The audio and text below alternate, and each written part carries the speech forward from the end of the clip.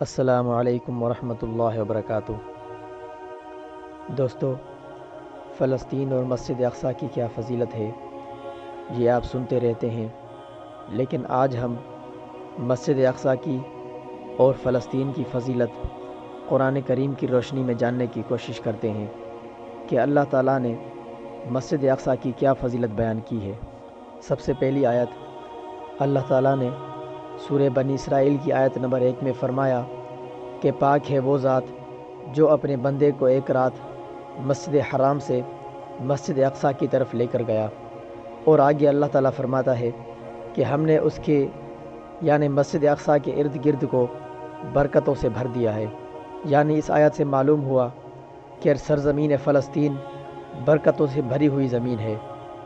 اسی طرح سورہ انبیاء میں اللہ تعالیٰ نے فرمایا کہ انہوں نے ابراہیم علیہ السلام کے ساتھ مکر و فریب کیا، اور ہم نے ابراہیم علیہ السلام کو ان کے مکر سے نجات دے کر ان کو ہم نے برکت والی زمین میں پہنچا دیا۔ علماء کرام اس برکت والی زمین سے مراد شام کی زمین لیتے ہیں۔ یاد رہے کہ اس دور کے اندر شام کے اندر ہی فلسطین اور بقیہ کچھ ممالک آتے تھے۔ آج شام اور فلسطین کو الگ الگ مانا جاتا ہے، لیکن اس دور کے اندر یہ شام، فلسطین اور تقریباً اس کے ارد گرد کے ممالک ایک ہی جانے جاتے تھے۔ تو جب ہم آپ کے سامنے شام کا ذکر کریں تو اس کے اندر مسجد اقصیٰ اور فلسطین داخل ہوں گے۔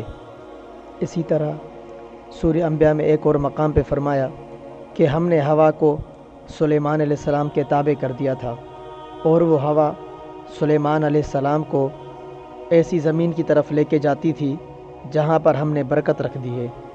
امام ابن جریر الطبری رحمہ اللہ فرماتے ہیں کہ اللہ رب العالمین فرماتا ہے کہ ہوا سلیمان علیہ السلام کے حکم کے مطابق ان کو بابرکت زمین کی طرف لے کے جاتی تھی، اور سلیمان علیہ السلام جہاں چاہتے تھے ہوا ان کو لے کے جاتی تھی، اور واپس ان کو ایک بابرکت شہر شام کی طرف لے کے جاتی تھی۔ اسی طرح سورہ مائدہ میں اللہ تعالیٰ نے فرمایا کہ اے میری قوم، اس مقدس سرزمین میں داخل ہو جاؤ کہ اللہ تعالیٰ نے جو تمہارے لیے لکھ دی ہے۔ اس آیت میں مقدس سرزمین سے مراد فلسطین اور بیت المقدس ہے۔ حضرت موسیٰ علیہ السلام نے اپنی قوم کو اس میں داخل ہونے کا حکم دیا تھا، اور انہیں یقین دلایا تھا کہ اللہ تعالیٰ نے اس کو تمہارے لیے لکھ دیا ہے۔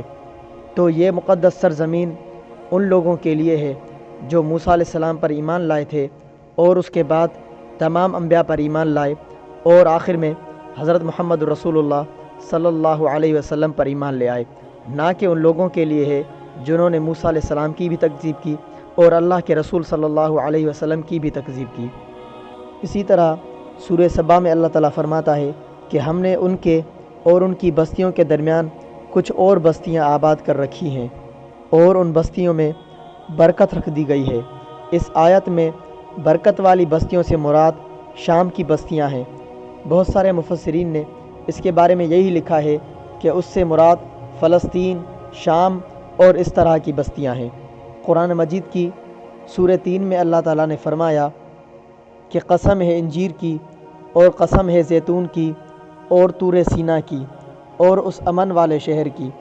حافظ ابن حجر رحمہ اللہ اس آیت کی تفسیر میں لکھتے ہیں اس سے مراد 3 مقدس مقامات ہیں جہاں اللہ رب العالمین نے 3 اولو العزم پیغمبروں کو بھیجا۔ پہلا مقام وہ ہے جہاں انجیر اور زیتون کی پیداوار ہوتی ہے، اور وہ ہے بیت المقدس جس میں حضرت عیسیٰ علیہ السلام کو بھیجا گیا، اور دوسرا مقام طور سینا ہے جہاں حضرت موسیٰ علیہ السلام کو بھیجا گیا، اور تیسرا مقام مکہ مکرمہ ہے جہاں پر سید الرسل حضرت محمد رسول اللہ صلی اللہ علیہ وسلم کو بھیجا گیا۔ اسی طرح سورہ مؤمنون میں اللہ تعالیٰ نے فرمایا کہ ہم نے مریم علیہ السلام کے بیٹے عیسیٰ علیہ السلام کو اور ان کی والدہ کو اپنی قدرت کی نشانی بنایا، اور ہم نے ان کو ایک ٹیلے پر جگہ دی جو ٹھہرنے کے لائق تھی، اور ہم نے وہاں پر ان کے لیے پانی جاری کر دیا۔ اس آیت میں ٹیلہ نما جگہ سے مراد کون سی جگہ ہے، اس کے بارے میں مفسرین کا اختلاف ہے، لیکن بعض مفسرین نے اس سے مراد بیت المقدس ہی لیا ہے۔ تو دوستو، ہم نے قرآن کریم کی روشنی میں فلسطین اور بیت المقدس کی فضیلت کو جاننے کی کوشش کی۔ اب انشاءاللہ ہم احادیث کی روشنی میں فلسطین اور بیت المقدس کی فضیلت کو جاننے کی کوشش کریں گے۔